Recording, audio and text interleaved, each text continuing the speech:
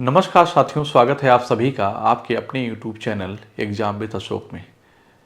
आशा करते हैं कि आप लोग स्वस्थ होंगे और अपनी तैयारी को बहुत बढ़िया से कर रहे होंगे।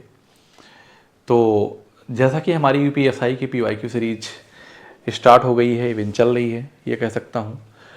तो जिसमें हम चैप्टर वाइज आपको क्वेश्चन करा रहे हैं, हर टाइप के क्वेश्चन विद कंसेप्ट के साथ करा रहे हैं आराम से, ठीक है ना। क्वेश्चन इजी भी हैं, हार्ड भी हैं और मॉडरेट भी हैं। तो एग्ज़ाम में ऐसे क्वेश्चन जैसे आते हैं मैंने वैसे भी सबको उठा के रखा है, ठीक है ना। मुझे ऐसा लगा कि जिस क्वेश्चन में आप जल्दी से ना कर पाएँ उन क्वेश्चन को भी मैंने यहाँ पे ले लिया है, ठीक है। तो आज का जो हमारा टॉपिक है वो परसेंटेज है। परसेंटेज एक ऐसा टॉपिक है जो पूरी मैथ के लिए ही बहुत इंपॉर्टेंट है, क्योंकि आपको परसेंटेज आ गया तो और भी चीज़ें आगे आने लगेंगी, ठीक है ना। जैसे कि नंबर सिस्टम है, अगर नंबर सिस्टम की अच्छी पकड़ आपको हो गई तो आपकी कैलकुलेशन स्पीड अच्छी हो जाएगी। वैसे ही अगर आपकी परसेंटेज पे पकड़ हो गई तो और भी जितने भी टॉपिक हैं, मतलब चैप्टर हैं, उस पर भी आपकी पकड़ अच्छी हो जाएगी। इवन मैं ये कह सकता हूँ कि आने वाले जितने भी एग्ज़ाम होंगे, आप बिना परसेंटेज के कोई एग्ज़ाम हो नहीं सकता। इसका मतलब है कि लगभग एग्ज़ाम में आपके परसेंटेज आ ही जाते हैं। तो आप सभी एग्ज़ाम के लिए इसका मतलब है कि आपका यहाँ पे प्रिपेयर हो जाएंगे। दूसरी चीज़ क्या है कि जो यूपी होमगार्ड की जो वैकेंसी आई है 41,000 समथिंग, 40 से 41,000 समथिंग आई है, ठीक है। उस पर एक वीडियो बना देंगे हम, उस पर आप डिटेल में डिस्कस कर लेंगे। तो यूपी पुलिस की ही यूपी PRB होगा, यूपी प्रोन्नति बोर्ड, जो कहने का मतलब यूपीएसआई की भर्ती करेगा वही यूपी पुलिस की भर्ती करता है, जेल वार्डन की भर्ती करता है, वही आपका होमगार्ड की भर्ती करेगा, मतलब वही आपसे एग्ज़ाम आपका लेगा। तो इसका मतलब है कि यह जो एग्ज़ाम, ये जो सीरीज है, ये यूपी होमगार्ड के लिए भी इम्पोर्टेंट है। क्लियर है ना। तो चलते हैं, आज का सेशन स्टार्ट करते हैं। आज का जो मेरा पहला क्वेश्चन है बेटा, वो क्या है, ध्यान से देखिएगा। अब आप कहेंगे, आपके मन में आएगा, सर इस सवाल को आपने क्यों लिया। इस सवाल को इसलिए लिया कि बेटा आप कैसे जल्दी से करेंगे इस सवाल को, ठीक है ना। तो देखिए 360 के 200% के 150% के 40% के 30% का मान ज्ञात कीजिए। तो मुझे पता है कोई भी चीज़ अपने आप में 100% होती है ना। आप कहेंगे यस सर होती है। तो 360 का अगर 100% की बात करें तो 360 ही होगा। 200% क्या हो जाएगा, और जुड़ जाएगा, तो इसका मतलब कितना हो जाएगा, 36 दूना 72। आप कहेंगे सर 720 होगा, कोई दिक्कत नो सर। फिर 150% की यहाँ पे बात करूँगा मैं, है ना। तो जब 150% की बात करूँगा मैं, यहीं पे मेरी बात ध्यान सुनना, तो 5 × 15 और कितना हो जाएगा, चलो ठीक है कर देता हूँ। तो 150% की बात करूँगा तो यहाँ पे जो गुणा हो जाएगा बेटा आपका 15 हो जाएगा, बस बात खत्म, ये जीरो कैंसिल हो जाएगा। इसका मतलब ये हो जाएगा कि 72 × 15 आ जाएगा। मेरी बात ध्यान समझिएगा, ठीक है। आगे 40% लिखेंगे हम, तो 20 दूना 40 और 20 25 100 लिख देंगे, ठीक है ना। और 30% की बात करेंगे तो 3 बटे क्या हो जाएगा बेटा, 10 आ जाएगा, ठीक है। इसका मतलब ये है, यहाँ पे ध्यान दीजिए, 5 × 15 अब 10 से पूरा कटने वाला नहीं है, क्योंकि 2 पंचे 10 में कट तो कर दूंगा, लेकिन जो 5 से कोई नंबर नहीं कटेगा। इसका मतलब आंसर जो कुछ भी होगा वह पॉइंट में आएगा, और पॉइंट के बाद एक डिजिट होगी। दूसरी चीज़ क्या है कि 3 × 9 दूनी 18, तो मैं कहूँगा कि 72 × 18 बटे का 10 है। आप इस बात को समझ सकते हैं, ठीक है ना। पॉइंट के बाद एक डिजिट आएगी, तो मैं अगर यहाँ पे 1.8 लिख दूँ और 72 से मल्टीप्लाई करूँ तो 72 तो पूरा पूरा आना ही आना है, ठीक है ना। 0.8 मतलब हुआ कि एक से थोड़ा कम, ठीक है। तो इतनी बात आप समझिए कि ये तो बनेगा नहीं आंसर, और 72 से ज़्यादा आएगा तो यही आंसर बन जाएगा। आप मल्टीप्लाई करके देख लो कैसे। 18 दूनी 36 के 6, 18 7 126, और 3 कितना होता है 129, डिवाइड बाई 10, तो आप कहेंगे सर 129.6 आ गया कि नहीं आ गया। बस यही चीज़ मैं आपको बताना चाह रहा था, यही चीज़ मैं आपको बताना चाह रहा था। दूसरी चीज़ क्या है कि 360 का 200% तरीका दूसरा क्या हो सकता है, 360 का 200% आप लिखेंगे तो 2 लिख देंगे, बात खत्म। अरे 200 बटे 100 करेंगे 2 लिख जाएगा। उसको 5 × 15 कर देंगे, 5 दूना ये कर देंगे, मेरी बात ध्यान सुनना। 20 दूना 40, 20 पंचे 100 कर देंगे, और 3 बटे क्या लिखेंगे बेटा 10 लिखेंगे, ठीक है ना। तो यहाँ से मैं ये देखूंगा कि ये कैंसिल हो जाएगा। आप कहेंगे यस सर, ठीक है। या इसको कैंसिल करने से मुझे फ़ायदा नहीं होगा, मैं यहाँ पे इसको लिख दूंगा। तो अब बताइए 5 से कुछ कटने वाला है नहीं, 3 × 9 दूनी 18, तो मैं यहाँ पे क्या लिखूंगा 36 × 18 बटे का कितना है 5 है। तो आप कहेंगे सर जो कुछ भी होगा आंसर वही आएगा, 18 छक्का 108, ठीक है ना, और 108 है ना, तो 5 छक 30.6 आएगा लास्ट में, यही आंसर बन रहा था। ये भी एक तरीका है करने का, क्लियर है। तो हम मल्टीपल चेक करते हैं, यूनिट डिजिट चेक करते हैं, इससे हम सवाल को बना पाते हैं। आगे आते हैं, यदि 470 के 20% का मान 580 के 40% के मान से x कम है, ठीक है ना, तो x ज्ञात कीजिए। 470 का 20% का मान 580 के 40% के मान से x कम है, तो आप x परसेंट पूछा, 580 के 40%, तो ये हो जाएगा 58 गुणे 4, 58 दूना कितना हो जाएगा, 116 दूना 32, 320, सॉरी 58 दूना कितना हो जाएगा, 116, 116 दूना 232, आप कहेंगे 232, ठीक है ना, यही तो होगा। 580 का 40% क्या बनेगा, यही बनेगा, ठीक है। 580 के 40% के मान से x% कम है, कौन, ये, तो 47 की बात करेंगे तो 47 दूना हो जाएगा कितना, 94, ठीक, कितना कम है यहीं पे हम बता देंगे, ठीक। तो 232 से कितना कम है, मेरी बात ध्यान समझिएगा, कैलकुलेशन है और कुछ है नहीं। तो 12 में से 4 गया तो 8 हो जाएगा, और 12 में से 9 जाएगा तो 3 हो जाएगा, 138 परसेंट में बताना है कितना कम है, बताना है। तो आप मुझे बताइए कि 232 जो है, अब आप इसको सॉल्व मत करना, मत शुरू करिए, क्यों, क्योंकि आप जानते हैं, मेरी बात ध्यान सुनिए, कि 4 पंचे 20 और 4 अठे 32, ठीक, और 4 25 100 कर देंगे, ध्यान समझना।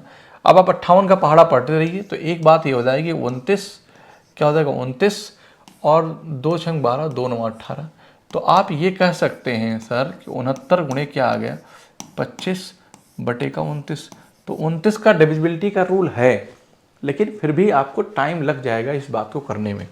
तो यही बात मैं आपको अलग से क्या सिखाना चाहता हूँ, मेरी बात ध्यान समझिए, मैं कहना ये चाहता हूँ कि आपको निकालना है कि अगर 232 में 138 कितना परसेंट है, तो मुझे ये पता है कि 232 है ना बेटा, वो अपने आप में 100% है। आप कहेंगे यस सर है, लेकिन 232 का आधा 116 जो है ना, वो 50% है, ठीक है ना, तो आंसर 50 से ऊपर आएगा सारे, ठीक है। अब 138 116 से कितना कम है, 16 दूना 32, 6 38, 16 4 20 2 22, 22 की वैल्यू कितना परसेंट बनेगी, ये बात आप मुझे बताओ। तो अगर मैं यहीं पे 10% की वैल्यू निकालूं तो 23.2 हो जाएगा, और मुझे 22 की वैल्यू निकालना, करीब 9% आ जाएगा। तो इसका मतलब है कि 59.48 आ जाएगा। बेटा पूरा कैलकुलेट नहीं करना है, इसका मतलब ये हो गया कि अगर देखो, अब 29 का डिविजिबिलिटी रूल क्या है, ये भी आपको सीखना पड़ेगा, ठीक है ना, तो ये बता दूंगा मैं। 25 नोइया, अब यहाँ पे देखो इसको क्या करते हैं, 25 अट्ठे 200, 25 में 225 के 5 हासिल कितना 22, और 25 छक्का 150, और 150 172 हो जाता है, कितना आ जाता है 172, 172 17 25 बटे 29 आ जाता है, ठीक है ना, 29 आ जाता है। तो यहाँ पे अगर भाग देना शुरू करते हैं आप, तो 172 में बात 30 का पहाड़ा 3 बजे 15 5 बार जाता, तो पता चल गया था कि 5 ही बार जाता तो ये हो जाता। मुझे लगता है कि उससे बेहतर आप यही था, उससे बेहतर क्या था, यही था, ठीक है, क्योंकि इसे पेन नहीं चलाना, ये आप मन में कैलकुलेट कर सकते हैं। तो आपका आंसर ये आ जाएगा, आप यहीं पे जोड़ दीजिएगा, तो कितना बनेगा, ये 138 जो है ना, वो कितने 59%, 59 समथिंग की आ जाएगा, तो 59.48% की वैल्यू हो जाएगी। बस इतना ही तो करना है, क्योंकि गैप है, ठीक। अगले सवाल की तरफ आते हैं, फिर इसका आंसर बताइए कि 400 का 20%, 59 के 40% से x कम है। एक जैसा मैंने 2 सवाल लिया, फिर आप सीख लीजिए। तो 400 का 59 दूना कितना होगा, तो 50 दूना 100, 18 118 दूना 236, 236 माइनस 480 48 दूना 96, आप कहेंगे यस सर, ठीक है ना। तो 136 तो 138, 138 यहाँ भी है, सॉरी 136 440 140, ठीक है ना, 140 का डिफरेंस है, 140 140 कम है ना, कितने से 236 से। तो परसेंट आप निकालने के लिए 100 से गुणा करेंगे। तो मैं यहाँ पे ये कह देता हूँ कि 236 जो है, क्या ये बात आप मन में नहीं चला सकते हैं, चला सकते हैं कि 236 का आधा 118 होता है, जो अपने आप में 50% के बराबर है। कितने परसेंट के? 50% के बराबर है। तो मैं कहता हूँ कि 140 18 से कितना कम है? तो आप कहेंगे सर 22 कम है, और यहाँ पे एक ले लो 23 आ जाएगा। इसका मतलब सेम क्वेश्चन आपसे पूछा गया था, करीब 59 दशमलव समथिंग यहाँ भी आएगा, 3 2 आ जाएगा, खत्म काम। बात समझ पाए कि नहीं समझ पाए? तो कैलकुलेशन आपको, इस सवाल को मैंने क्यों लिया? इस सवाल को मैंने ये लिया कि देखो मैंने क्या किया, 48 का 20% निकालना है, तो जब 20/100 करूंगा तो 2 जीरो कैंसिल हो जाएगा। इसका मतलब 48 दूना 96 हो जाएगा। यहाँ भी 2 जीरो कैंसिल हो जाएगा जब परसेंट से, तो 59 दूना कितना हो जाता है बेटा? 59 चौका 236। क्लियर है बात? तो आपका आंसर यहाँ पे भी यही आ गया। क्लियर है? आगे चलते हैं कि 1494 ग्राम 8.3 किलोग्राम का कितना। जब भी रेशियो में कोई चीज़ होता है तो सेम कास्ट में होना चाहिए। इसका मतलब ये है, कास्ट का मतलब ये हो गया कि अगर 41494 8.3 किलोग्राम का है, कितना? 8.3 किलोग्राम का है, तो ये ग्राम में है, ये ग्राम में है, और ये किस में है? ये किलोग्राम केजी में है। तो आपको या तो दोनों को सेम करना होगा, चाहे जिसको चेंज कर लो, तो जो आपको मन करे। 1494 लिखा है, तो मैं इसको किससे कर देता हूँ बेटा? इसको 8.3 को मैं 1000 से गुणा कर देता हूँ। आप कहेंगे यस सर कर दिया मैंने, ठीक है ना? 1000 से गुणा कर दिया। 1000 से गुणा करने से मुझे ये हुआ कि दोनों जीरो कट गया, ये हो गया, तो 83 हो जाएगा। इसका मतलब ये हो गया कि 1494 जो है ना बेटा, वो अपान किसके है? 83 के है कि नहीं? किसके? 83 के है। तो जब 83 से करूंगा तो मेरी बात ध्यान से सुनिए, कितनी बार जाएगा? 10 बार तो पूरा जाना ही जाना है, ठीक है ना? तो मुझे पता है कि 2 बार, अब 20 बार लेकर 1600 हो जाएगा, थोड़ा उससे कम है, तो यूनिट डिजिट मैच करा लो। 8 3 24, इसका मतलब है कि 18 दिया है, तो 18 बार जाएगा। 20 बार तो कतई नहीं जाएगा, 25 कभी नहीं जाएगा। 16 करूंगा, 16 3 48 के 8, यूनिट डिजिट वहाँ पे 4 है, तो इंटीजर में आया है, तो यही आपका आंसर बन जाएगा। बताओ समझ में आया कि नहीं आया? ये चीज़ें आपको सीखनी पड़ेगी, ये चीज़ें आपको सीखनी पड़ेगी। क्लियर है बात? अगर नहीं सीखेंगे तो बात बन नहीं पाएगी। तो मैंने क्या किया, मैंने कहा कि सेम यूनिट, किसी के मन में आया सर ग्राम को किलोग्राम में चेंज कर लें, तो कर सकते हो। 1.494 किस में कर दिया? किलोग्राम में। 8 पॉइंट क्या है? 3 है। यहाँ पे इसको किया, तो इसको हटाया तो यहाँ आ गया, इस पॉइंट से भी 2 जीरो कट जाएगा, सीधे सीधे 18 बार चला जाएगा, तो 18% आ जाएगा। यही आपका आंसर है। किसी भाई को कहीं कोई दिक्कत हो तो बताओ, किसी बच्चे को प्रॉब्लम है तो वो कमेंट करके बताए। अगले सवाल की तरफ आते हैं। एक बल्लेबाज 205 रन बनाता है, जिसमें 10 चौके और 30 7 छक्के हैं। तो मैं कहूँगा 10 चौके का मतलब 10 चौक 40 और 7 छंग 42। इसका मतलब है कि वह 82 रन बना देता है ऐसे ही 205 में से, ठीक है ना? तो कितना? 205 में से 105 और 18 5 कितना होता है? 123। इसका मतलब है, कह रहा है कि अपने कुल स्कोर में कितने % रन विकेटों के बीच दौड़ के बनाता है, ठीक है ना? तो 82 8 90 10 100, तो कितना हो गया? 18, और 18 2 20 3 23। इसका मतलब हो गया बेटा कितना? 123। 205 में से 123 वो दौड़ के बनाता है। कैलकुलेशन आपको देखिए कैसे करना है। 205 का आधा, मुझे इतना पता है कि 50% से ऊपर आएगा, सबको पता है, दिख रहा है, क्योंकि 105 102 क्या हो जाएगा? इसका आधा हो जाएगा। तो देखो मैं सवाल को कैसे कर लेता हूँ। मैं कहता हूँ कि जो 205 है ना बेटा, मैं कैलकुलेट नहीं करूँगा, ये आदत डालूंगा अपने अंदर कि मन में मैं कैसे करूँ। 205 का आधा जो है वो 100% है, ठीक? तो इसका आधा कितना हो जाएगा? 102.5, ढाई। तो हम कहेंगे ये 50% हो गया, ठीक है ना? मुझे चाहिए कितना? मुझे चाहिए कितना? मुझे चाहिए 123। 102 में कितना जोड़ दूं तो 23 आ जाए? 102 में मैं कितना जोड़ दूं कि 23 आ जाए? तो मैं कहता हूं सर कि 121 21.5 जोड़ दूं, तो मैं 20.5 अगर ले लूँ 10% की वैल्यू आ जाएगी। इसका मतलब है कि 50 10 60, 60 के आसपास आंसर बनेगा। लेकिन मेरी बात ध्यान सुनो कि अगर मैं 20.5 लिखता हूँ, 20.5 लिखता हूँ, तो वो 10% की वैल्यू होगी, क्योंकि दो आंसर पास में दे दिया, कन्फ्यूजन ना हो। तो 120 2 22 1 23, बताओ बन गया कि नहीं बन गया? तो 123 बना कि नहीं बना? अरे भाई 120 2 22 22.5 20.5, तो यहाँ पे कितना हो गया 23, 123 की वैल्यू कितना आ गई 60% आ गई। क्या मैंने कोई कैलकुलेशन किया? नहीं किया। ये बात आप अगर कर लेंगे तो आपको भी ये चीज़ें पता चल जाएगी 60% आ गया। अगर आप कैलकुलेट ना करते तो 5 चौक 20, 5 एकम 5, 5 20 100, 41 कितनी बार जाता? 3 बार जाता, तो 20 नहीं 60 आ जाता, 60% हो गया। ठीक है ना। डेटा यहाँ पे डायरेक्ट आ गया था, इजी था, तो हमारे लिए आसान बढ़ गया। अदरवाइज हम इसी मेथड से कर लेते हैं, कोई दिक्कत नहीं है। ठीक है, चलते हैं। जब 75 में किसी संख्या का 75% जोड़ा जाता है तो परिणामता वही संख्या निकलती है। संख्या है, दो तरीके सवाल को करेंगे, दो तरीके सवाल। जब संख्या नहीं पता है तो आप कहते हैं यक्स। जब 75 में किसी संख्या का, तो संख्या x, 75 में किसी संख्या का 75% जोड़ा जाता है, संख्या x है, इसका 75%, 25 3 75, 25 चौका 100 जोड़ा जाता है, तो परिणाम वही पर संख्या निकलती है। इसका मतलब ये निकल जाता है। ठीक है, ये इधर आएगा 4x - 3x, तो क्या हो जाएगा x/4 इज इक्वल टू 75। तो आप कहेंगे सर तो जो x वो संख्या है ना वो कितनी आ गई?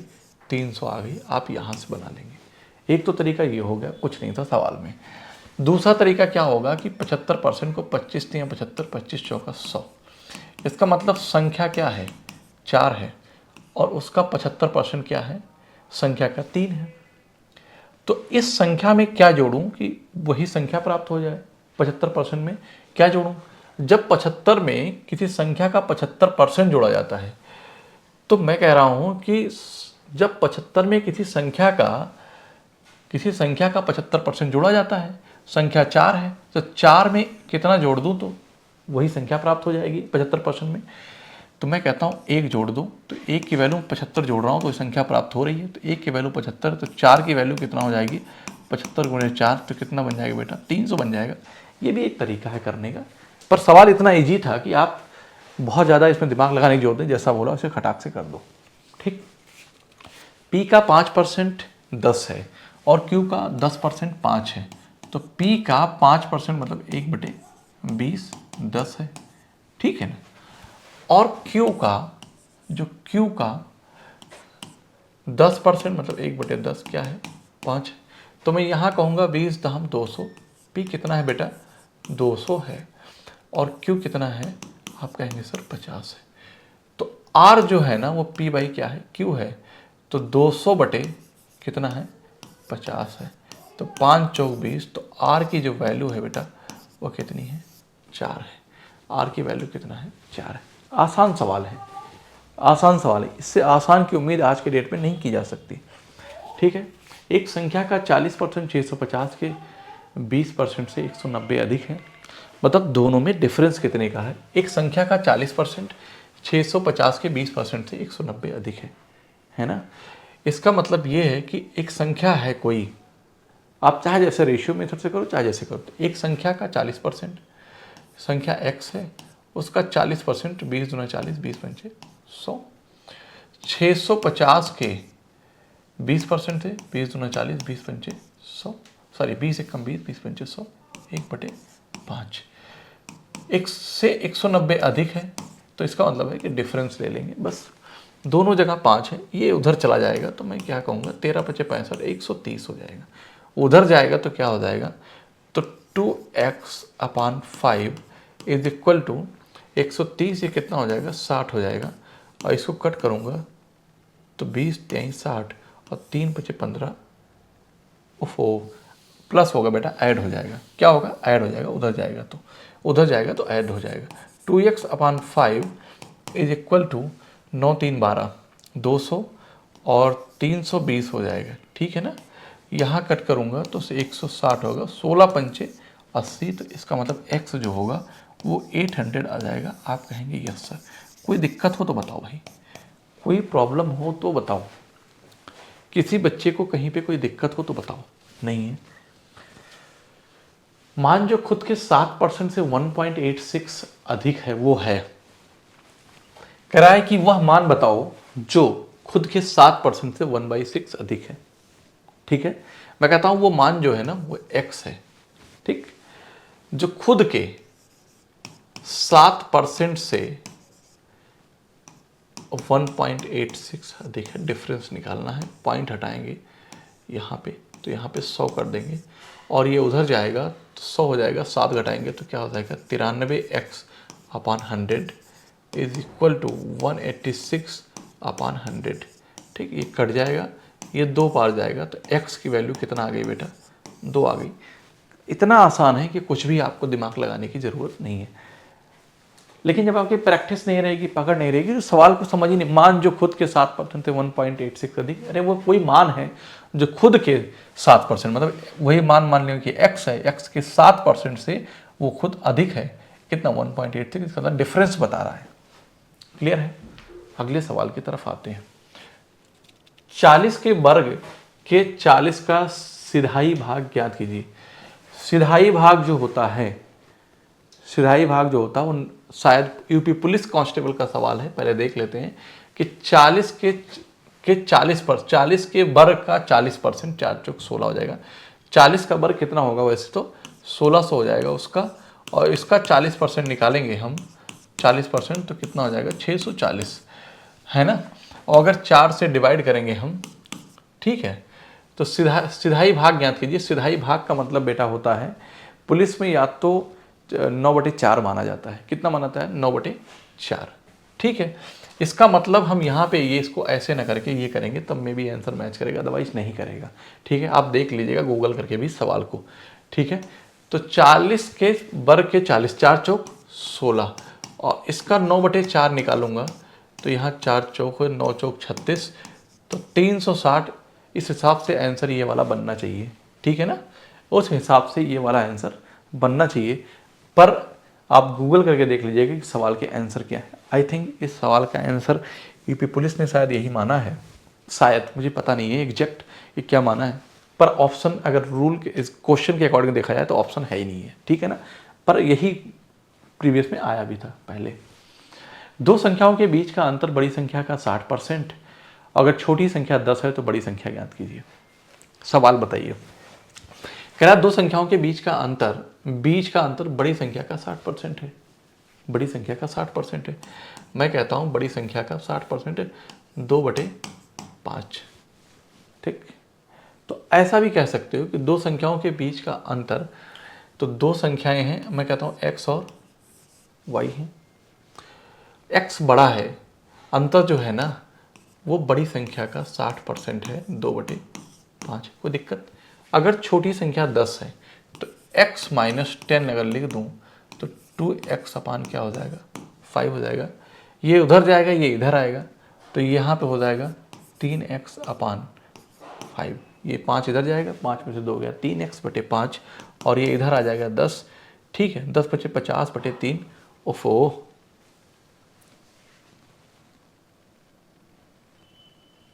हाँ, तो बड़ी संख्या पूछा है हमसे। बड़ी संख्या x की वैल्यू,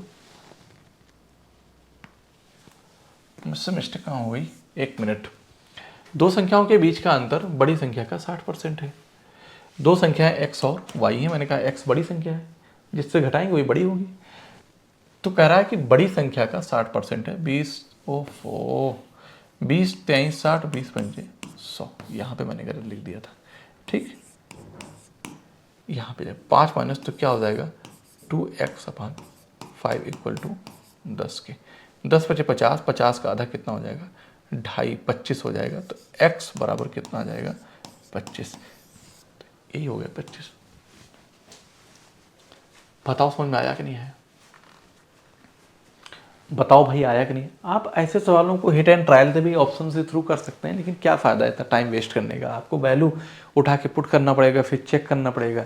ठीक है ना, आप बड़ी संख्या पूछा है, छोटी संख्या 10 है, तो आप यही कहेंगे कि 10, 15 और 10 का डिफरेंस कितना है 5 है। तो बड़ी संख्या का मतलब 15 का 60% 3/5, तो 5 × 15 9 आ जाता है, जो नहीं होगा। ठीक है, अगर इस आंसर को चेक करना चाहो तो 25 और 10 का डिफरेंस कितना है 15 है, और आप निकाल लीजिए 25 का 3/5, तो 5 25 5 15 हो गया आपका सवाल का आंसर। ठीक है, चलो। कर्नाटक का सिल्क उत्पादन केरला के सिल्क उत्पादन में 100% अधिक है। मतलब आप ये कहेंगे कि दो जगह का सिल्क उत्पादन हो रहा है, सिल्क जो कपड़े आते हैं। केरल के आधे सिल्क उत्पादन को कर्नाटक के मिल्क उत्पादन के प्रतिशत के रूप में दर्शाइए। ठीक है ना, क्या सही लिखा है? Karnataka silk production exceeds Kerala's silk production by 100%, so Kerala's half silk production as a percentage of Karnataka's milk production. ठीक है, मैं कहता हूँ कर्नाटक का सिल्क उत्पादन केरल के सिल्क 100% अधिक है। तो यहाँ पे मेरी बात ध्यान सुनिएगा, जो कर्नाटक है, कर्नाटका, और यहाँ पे मैं लिखता हूँ केरला। ठीक, कर्नाटक का सिल्क उत्पादन केरल के सिल्क उत्पादन से 100% अधिक है। 100% का मतलब क्या है? एक। अगर इनका एक है तो इनका क्या है? 2 गुना है। ये तो कह रहा है केरल के सिल्क उत्पादन से 100% अधिक है। केरल के आधे सिल्क उत्पादन को, आधा मतलब 1/2, कर्नाटक के मिल्क उत्पादन के प्रतिशत के रूप में दर्शाइए। तो यहां पे क्या होगा? आधे सिल्क तो कर्नाटक के मिल्क उत्पादन के प्रतिशत के रूप में दर्शाइए। तो कर्नाटक का जो सिल्क उत्पादन है उससे मिल्क के रूप बताना है। तो मैं ये कहूँगा कि 2 में आधा कितना होगा? 2 में 1, 2 में आधा मतलब 2 में 1 अगर बात करें तो 50% और 1 का आधा 25%। तो आपका आंसर यही हो जाएगा। आपका आंसर क्या हो जाएगा? यही बन जाएगा। ठीक है ना।